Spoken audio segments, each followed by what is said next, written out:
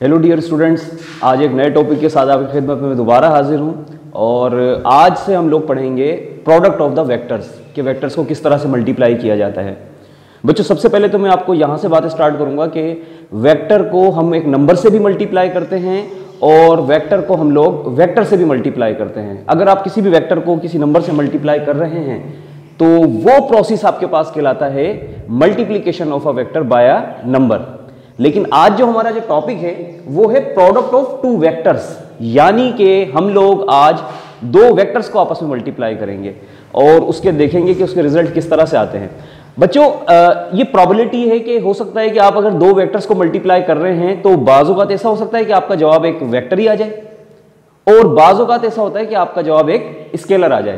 तो अगर आपका जवाब दो वेक्टर्स को मल्टीप्लाई करने से स्केलर आए तो उस प्रोडक्ट को हम लोग कहते हैं स्केलर प्रोडक्ट या डॉट प्रोडक्ट कहते हैं। वेक्टर प्रोडक्ट या क्रॉस प्रोडक्ट बेटा हम लोग इंशाल्लाह नेक्स्ट वीडियो में देखेंगे और आज जो हम लोग डिस्कस करेंगे, आज हम लोग स्केलर प्रोडक्ट यानी डॉट प्रोडक्ट को डिस्कस करेंगे। इसके अलावा इनकी कैरेक्टरिस्टिक्स को भी देखेंगे कि इनकी क्या क्या कैरेक्टरिस्टिक्स होती हैं। तो वीडियो शुरू करते हैं और वीडियो शुरू करने से पहले आप सबसे मेरी गुजारिश है कि अगर आप मेरे चैनल पर नए हैं या आपने अभी तक सब्सक्राइब नहीं किया तो मेरे चैनल को जरूर सब्सक्राइब कीजिएगा, शुक्रिया। प्रोडक्ट ऑफ टू वेक्टर्स यानी कि स्केलर प्रोडक्ट या डॉट प्रोडक्ट। बच्चों, इसमें हम लोग ये कह सकते हैं कि अगर आपके पास कोई भी दो वेक्टर आपस में मल्टीप्लाई हो रहे हैं, पहले मैं आपको एग्जांपल से बताता हूं। अगर कोई भी दो वेक्टर आपस में मल्टीप्लाई हो और उनका जवाब एक स्केलर प्रोडक्ट आ जाए या यूं कह लें कि आप एक स्केलर क्वांटिटी आ जाए, तो इसको हम लोग कहते हैं कि ये हमारी डॉट प्रोडक्ट है या हमारी स्केलर प्रोडक्ट है। मिसाल के तौर पर एग्जाम्पल में हम लोग ले लेते हैं। बच्चों, आपने देखा वर्क के बारे में आप बखूबी जानते हैं बच्चों कि किसी भी बॉडी के ऊपर अगर फोर्स लगाई जाए और वो बॉडी डिस्प्लेसमेंट कवर करे तो हम कहते हैं कि इसने वर्क किया है। तो हम कह सकते हैं कि वर्क की जो डेफिनेशन है मैथमेटिकली या इसका जो फार्मूला है वो है फोर्स मल्टीप्लाई बाय डिस्प्लेसमेंट। अगर आप गौर से देखें तो बेटा वर्क आपकी एक स्केलर क्वांटिटी है, जबकि फोर्स भी आपकी एक वेक्टर क्वांटिटी है और डिस्प्लेसमेंट भी आपका एक वेक्टर क्वांटिटी है। तो हम कह सकते हैं कि this is the example of the scalar product या डॉट प्रोडक्ट। अगर आप इसको मजीद आगे लिखते हैं और इसको मैग्नीट्यूड में लिखने की कोशिश करते हैं तो W is equal to F D cos theta. अभी हम इस पर भी बात करेंगे कि इसमें कोस थीटा क्यों आता है। ठीक है बच्चों, सबसे पहले हम यहां से एक डेफिनेशन ले लेते हैं। डेफिनेशन क्या बनी बच्चों कि कोई भी दो वेक्टर्स मल्टीप्लाई किए जाएं और उनका जवाब एक स्केलर आ जाए, कोई भी दो वेक्टर मल्टीप्लाई किए जाएं और उनका जवाब एक स्केलर आ जाए या रिजल्ट उनका स्केलर आ जाए तो हम कहेंगे कि ये आपकी स्केलर प्रोडक्ट है या डॉट प्रोडक्ट है। डेफिनेशन लिखते हैं बच्चों। When two vectors are multiplied and result is a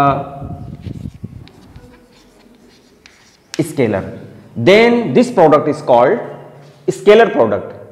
dot product बच्चों से क्यों कहते हैं? क्योंकि मल्टीप्लीकेशन में यहां पर जो मल्टीप्लीकेशन को जो अब मल्टीप्लीकेशन का आप मुख्तलिफ तरीकों से रिप्रेजेंट करते हो ना, आप मल्टीप्लीकेशन को क्रॉस के जरिए भी, ब्रैकेट्स के जरिए भी, डॉट के जरिए भी, इस तरह से इसको मल्टीप्लीकेशन को यहां पर डिफाइन किया जाता है। लेकिन हम लोग यहां पर जो यूनिवर्सल ट्रूथ है तो उसमें उन्होंने स्केलर प्रोडक्ट के लिए जो मल्टीप्लीकेशन का साइन रखा है वो डॉट रखा है, तो हम लोग भी यहां पर डॉट ही रखेंगे। तो आप इसको कैसे डिफाइन कर सकते हो? आप इसको इस तरह डिफाइन कर सकते हो कि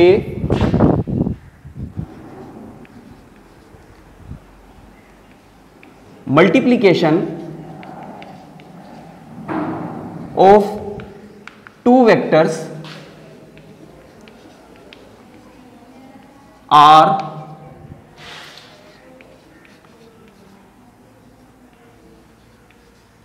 represented by dot। कैसा डॉट बच्चों? ये वो dot. therefore it is also called, therefore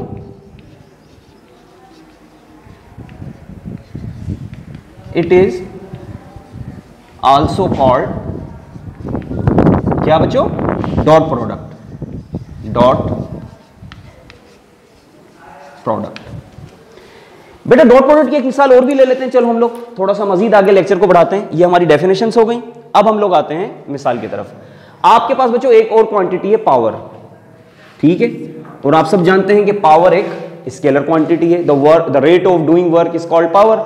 एक सेकंड में जितना आप लोग वर्क करते हो वो आपका पावर कहलाता है।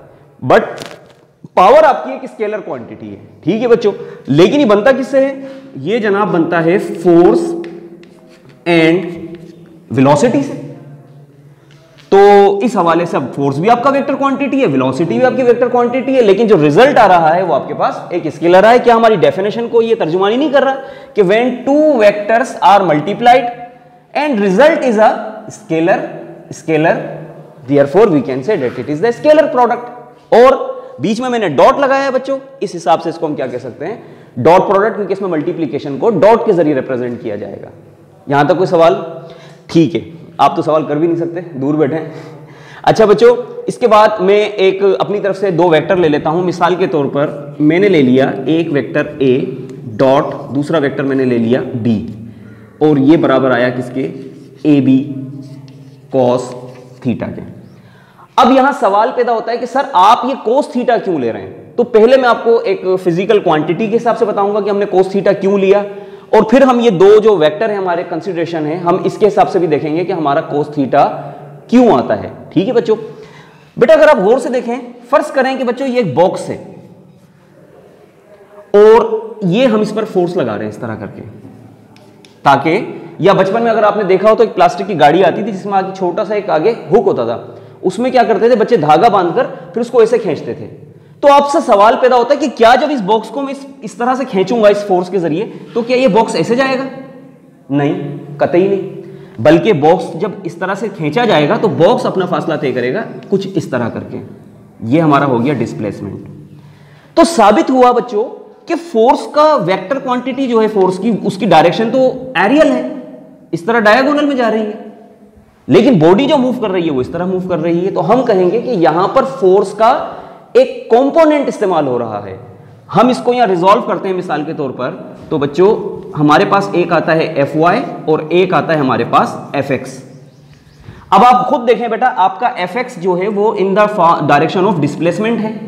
तो हम कहेंगे कि यहां पर जो दो वेक्टर मल्टीप्लाई हो रहे हैं वो इस तरह से हो रहे हैं कि एक का तो मैग्नीट्यूड है और दूसरे का कंपोनेंट है, कंपोनेंट ऑफ अ मैग्नीट्यूड। ये दोनों मल्टीप्लाई हो रहे हैं जिसकी वजह से बॉडी आगे जा रही है। और बेटा ये अगर हम यहाँ पर एंगल लगा देते हैं तो एंगल के सामने वाला परपेंडिकुलर होता है, 90 के सामने वाला हाइपोटेन्यूज होता है, और इसको हम कहते हैं बेस। और बेस अपॉन हाइपोटेन्यूज बराबर होता है कोस थीटा के।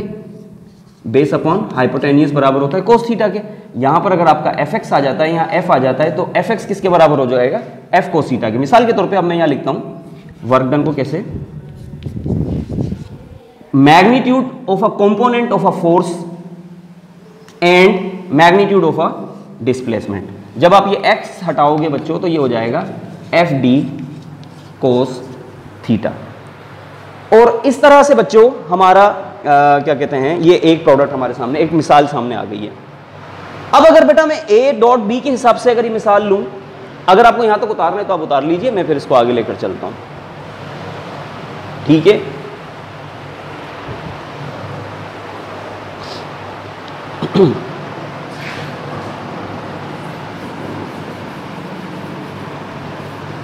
बच्चों हम लोग जो बात करते हैं कि a डॉट बी के हिसाब से अगर हम बात करते हैं, हमारे पास a dot B is equal to A B cos theta लिया गया है। ठीक है, इसको आप ऐसे भी लिख सकते हो कि a डॉट बी, मिसाल के तौर पर मैं यहां पर सबसे पहले आपका ये वेक्टर a और ये वेक्टर b। अब हम लोग जो डॉट प्रोडक्ट ले रहे हैं, हो सकता है कि प्रोजेक्शन गिर रहा हो किसका? b का। किसकी डायरेक्शन में? a की डायरेक्शन में। ठीक है बच्चों, तो अब प्रोजेक्शन जो गिरेगा तो इससे मुराद ये होगी कि आप जो a के साथ मल्टीप्लाई कर रहे हैं ना, मैग्नीट्यूड ऑफ a के साथ, वो आप b का मैग्नीट्यूड कंपोनेंट आप मल्टीप्लाई कर रहे हैं। यहां पर जो प्रोजेक्शन गिरेगा तो ये जो डिस्टेंस है अभी किसका है? b के कंपोनेंट का, कौन से वाले का? bx का। ये जो प्रोजेक्शन गिरेगा इसका, जिस पर प्रोजेक्शन गिरेगा यहाँ 90 का एंगल होगा, यहां पर थीटा होगा, थीटा के सामने वाला परपेंडिकुलर होता है। अभी आपने देखा था कि बॉक्स आपका ऐसे मूव नहीं कर रहा था जब भी हमने एफ वाई को नहीं लिया, बॉक्स आपका ऐसे मूव नहीं कर रहा था, इस वजह से हमने एफ को नहीं लिया था। आपका बॉक्स ऐसे मूव कर रहा था तो इस वजह से हमने एफ एक्स को लिया था। यहां पर भी हम लोग बेटा बी एक्स लेंगे और इसको कैसे लिखेंगे कि projection of B on A, और इसका जवाब क्या आएगा बेटा, A dot B is equal to A B cos theta. दूसरी बात भी हो सकती है कि फर्ज करें कि प्रोजेक्शन जो है ना बच्चों, अब तस्वीर को थोड़ा मैं अच्छी तरह बना लेता हूं, बल्कि इसी पर बात कर लेते हैं थोड़ा सा। फर्ज करें बच्चों कि अब जो प्रोजेक्शन है वो ए का गिर रहा है बी पर, तो अब यहां पर 90 का एंगल बनेगा और ये थीटा, थीटा के सामने वाला परपेंडिकुलर हम इसको नहीं लेते, 90 के सामने वाला हाइपोटेन्यूज इसको भी नहीं लेते हैं। फिर हमारे पास b का कौन सा रह गया बेटा कंपोनेंट, ये वाला रह गया, ये हमारा क्या कहलाएगा bx। यानी अब हम क्या कहेंगे कि projection of a on b, इस तरह, सॉरी ये x यहां पर आएगा, projection of a on b, या यूं कह लेंगे हम लोग कि मल्टीप्लीकेशन किसकी है, component of a and magnitude of b। उससे पहले वाले में क्या था, component of b and magnitude of a। इनकी मल्टीप्लीकेशन में अगर आप देखें तो आपके दोनों तरफ रिजल्ट सेम आएंगे, इस वजह से हम कहते हैं कि ये कोमोटेटिव लॉ को भी ओबे करता है। आगे चलते हैं बच्चों। अब यहां पर हमारे पास सबसे पहली जो कैरेक्टरिस्टिक्स आई वो यहीं से आ रही है कि कोमोटेटिव, यानी कि ये कोमोटेटिव लॉ को ओबे करता है। कौन बेटा, डॉट प्रोडक्ट। बेटा आपने देखा कि जब आपने a डॉट b लिखा तो आपका जवाब आया ए बी कॉस थीटा। ये भी मैग्नीट्यूड है, ये भी मैग्नीट्यूड है और ये कोई नंबर है। मैग्नीट्यूड से मुराद है कि ऐसी क्वांटिटी जो किसी नंबर से रिप्रेजेंट की जाए, जिसमें कोई नंबर भी हो, तो ये तीनों ही एक तरीके के नंबर हैं हमारे पास। अगर आप इसको चेंज करके लिख लेते हैं कि b डॉट a, तो ये भी क्या हो जाएगा, आप इसको ऐसे लिख लें B A cos theta, but ये भी मैग्नीट्यूड, ये भी मैग्नीट्यूड, ये भी मैग्नीट्यूड है, ये भी, ये दोनों नंबर्स हैं, तो दोनों के दोनों सेम रिजल्ट देंगे। तो इस वजह से हम कह सकते हैं कि आपका a डॉट बी बराबर हो सकता है b डॉट a के, यानी कि यहां पर आपके जो रिजल्ट्स हैं बिल्कुल बिल्कुल सेम आएंगे।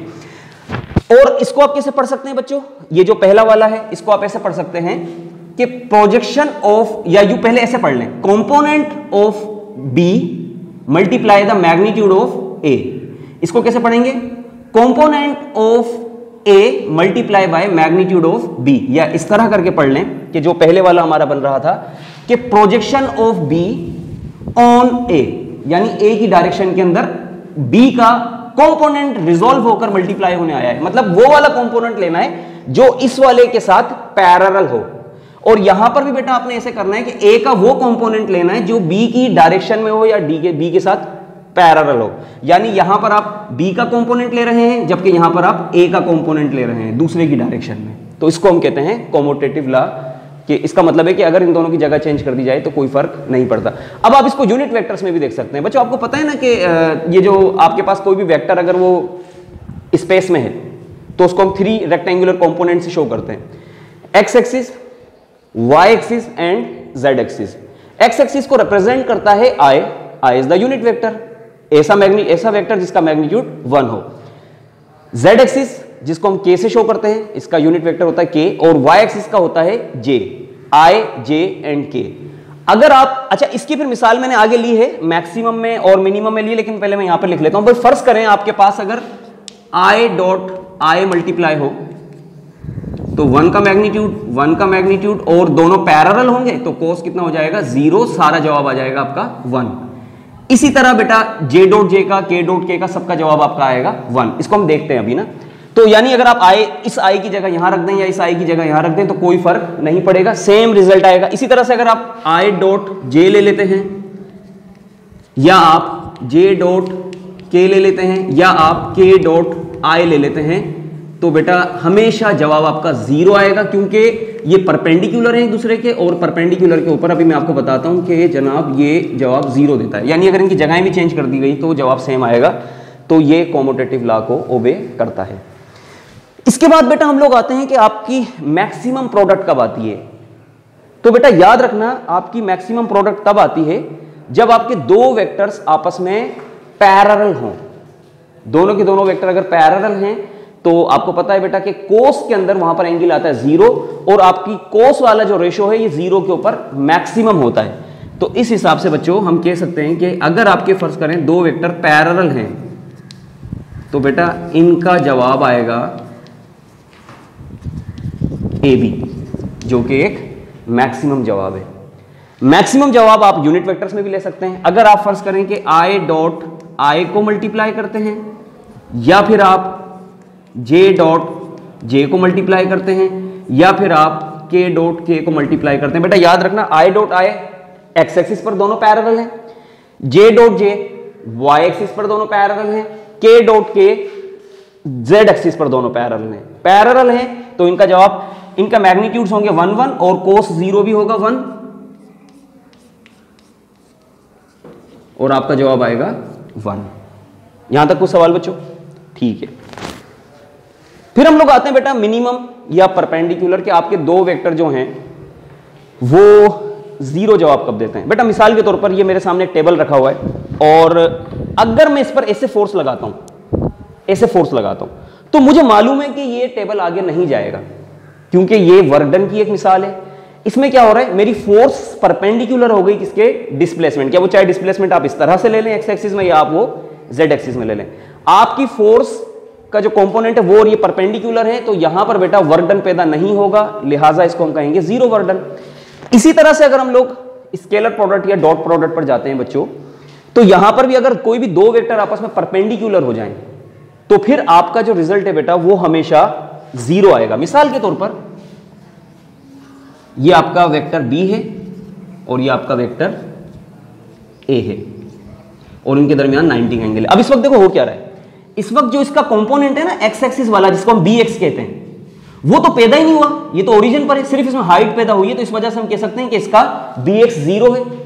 इस वजह से भी आप कह सकते हो कि बेटा इसका जवाब 0 आएगा। दूसरा यूं भी कह सकते हैं कि दोनों परपेंडिकुलर हैं तो बेटा आपका A डॉट B बराबर होगा AB, A का मैग्नीट्यूड। अब बेटा मैग्नीट्यूड को चाहे आप सिंपली ऐसे लिख दें, ये भी मैग्नीट्यूड है और ये वेक्टर है और अगर फिर मॉडुलस लगा दे तो दोबारा से मैग्नीट्यूड बन जाएगा। ये इसके तरीके हैं। दूसरा वाला क्या है बच्चों, आपका B है और साथ में कौन आएगा, कोस 90।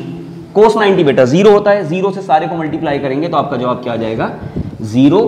तो लिहाजा पता चला कि अगर दो वेक्टर आपस में मल्टीप्लाई हो जाएं तो आपकी प्रोडक्ट 0 हो जाती है। अच्छा, सिर्फ बात यहां खत्म नहीं होती कि दोनों वेक्टर आपके परपेंडिकुलर हो गए तो जवाब 0 हो गया।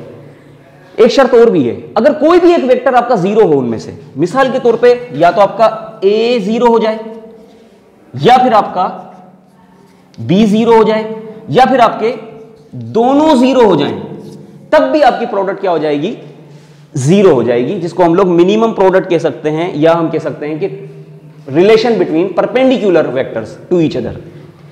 इसके बाद बेटा हम लोग आ जाते हैं सेल्फ प्रोडक्ट या इक्वल वेक्टर। बेटा अगर फर्ज करें कि दो वेक्टर इक्वल हैं, पैरेलल नहीं है बल्कि वो इक्वल हैं, उनका मैग्नीट्यूड भी सेम है, उनकी डायरेक्शन भी सेम है, तो बेटा फिर जो जवाब आएगा वो आपका हमेशा स्क्वायर में आएगा। मिसाल के तौर पर आपके पास यहां पर लिखा हुआ है A डॉट B और मैं आपसे कहता हूं कि आपका A बराबर है किसके, B के, तो इस हिसाब से ये प्रोडक्ट बन जाएगी A डॉट A। किसी भी को आप किसी की जगह रिप्लेस कर सकते हैं तो बेटा इसका जवाब आएगा A का मैग्नीट्यूड फिर A का मैग्नीट्यूड कोस 0 और जनाब ये हो जाएगा A स्क्वायर। सर ये 0 का आपको किसे पता चला, बेटा जब दो वेक्टर इक्वल हैं तो ऑब्वियसली उनका पैरेलल होना जरूरी है। अगर आपको याद हो डेफिनेशन में लिखवाई थी कि अगर फर्ज करें दो वेक्टर सेम डायरेक्शन में बट उनकी मैग्नीट्यूड अलग अलग है, मतलब उनकी लेंथ अलग अलग है, तो हम उसको कहते हैं सिर्फ पैरेलल वेक्टर।